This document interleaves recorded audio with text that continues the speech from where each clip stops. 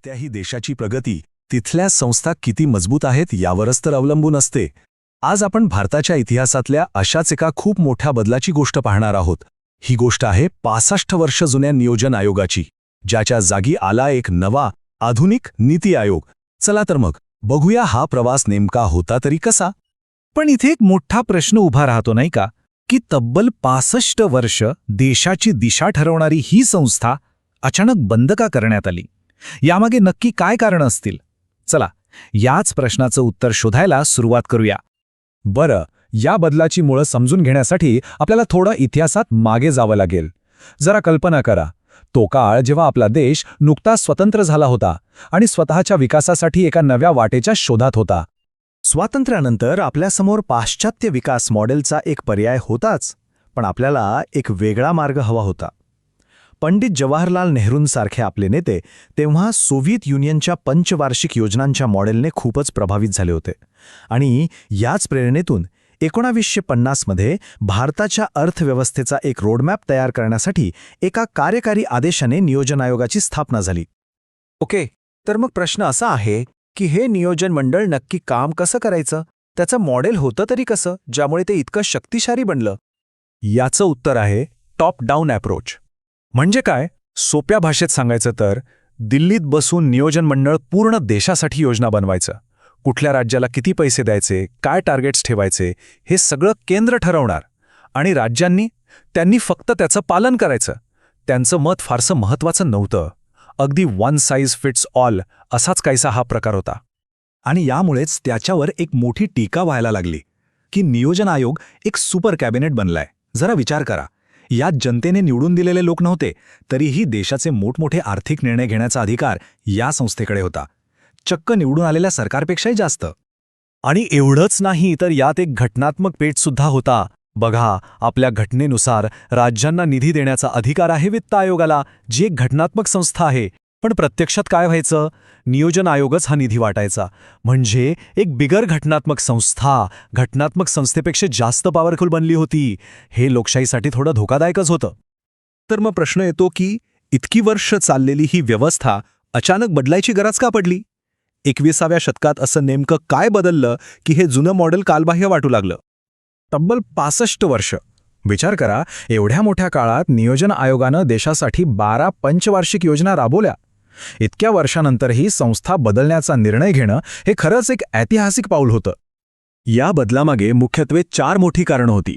पहिलं, 1991च्या आर्थिक सुधारणानंतर आपली अर्थव्यवस्था खुली झाली होती. दुसरं, देशात तरुणांची एक प्रचंड मोठी पिढी तयार होती ज्यांच्या आशा आकांक्षा वेगळ्या होत्या.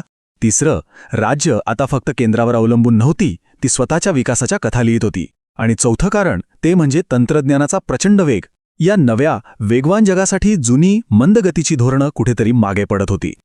आणि मग याच बदलत्या भारताच्या नव्या गरजांमधून जन्म झाला एका नव्या संस्थेचा, जी देशाच्या आधुनिक आकांक्षांना पंख देऊ शकणार होती. 1 जानेवारी 2015 ही तारीख भारताच्या इतिहासात नोंदवली गेली. याच दिवशी national institution for transforming India म्हणजेच नीती आयोगाची स्थापना झाली.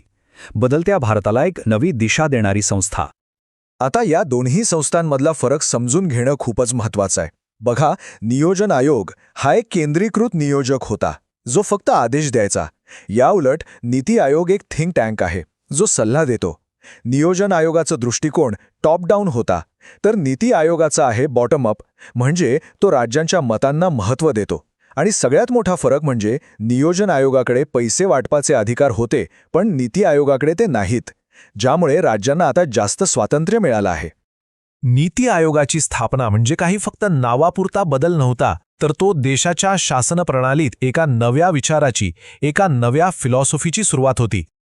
ही नवी फिलॉसॉफी 7 मजबूत स्तंभांवर उभी आहे. यात गरिबातील गरिबांचा विकास म्हणजे अंत्योदय आहे, सगळ्यांना सोबत घेऊन चालणं म्हणजे सर्वसमावेशकता आहे, गावांच्या विकासावर भर आहे, तरुणांच्या शक्तीचा योग्य वापर आहे, लोकांचा सहभाग आहे. आणि हो, फक्त पैसा किती खर्च झाला हे नाही, तर त्यातून काय मिळालं यावर लक्ष आहे. आणि हे सगळं पर्यावरणाचा विचार करून, म्हणजेच शाश्वत विकास. नीती आयोगाचं काम मुख्यत्वे 2 हबमधून चालतं. एक आहे टीम इंडिया हब, जे केंद्र आणि राज्यांना एका टीमसारखं एकत्र आणतं. आणि दुसरं आहे नॉलेज अँड इनोव्हेशन हब, जे एका थिंक टँकसारखं नवनवीन कल्पना आणि उपाय शोधतं. सोप्या भाषेत सांगायचं झालं तर एक आहे सहकार्यासाठी आणि दुसरा आहे नवनिर्माणासाठी. आता एक खूपच इंटरेस्टिंग गोष्ट, नीती आयोग फक्त राज्यांना एकत्र आणण्यावरच म्हणजे कोऑपरेटिव्ह फेडरलिझमवरच भर देत नाही, तर त्यांच्यात एक हेल्दी स्पर्धासुद्धा लावतो, ज्याला कॉम्पिटिटिव्ह फेडरलिझम म्हणतात. कसं? तर आरोग्य, शिक्षण, पाणी यांसारख्या महत्त्वाच्या क्षेत्रांमध्ये राज्यांची रँकिंग जाहीर करून. यामुळे होतं काय की प्रत्येक राज्याला सर्वोत्तम कामगिरी करण्यासाठी एक प्रकारचं प्रोत्साहन मिळतं. तर मग या संपूर्ण बदलाचा सार काय आहे? हा प्रवास आहे केंद्रीकृत नियंत्रणाकडून सहकार्याकडे. राज्यांना फक्त आदेश देण्याऐवजी त्यांना विकासात समान भागीदार बनवण्याकडे.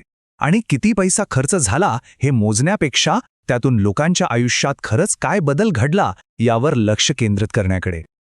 नियोजन आयोगाकडून नीती आयोगापर्यंतचा हा प्रवास आपल्याला एक खूप महत्त्वाची गोष्ट शिकवतो, ती म्हणजे काळानुसार संस्थांनाही बदलावं लागतं. तर मग जाता जाता एक शेवटचा प्रश्न. जसजसा भारत भविष्यात आणखी विकसित होत जाईल तसतसं आपल्या संस्थांना आणखी कोणते बदल स्वीकारावे लागतील असं वाटतं?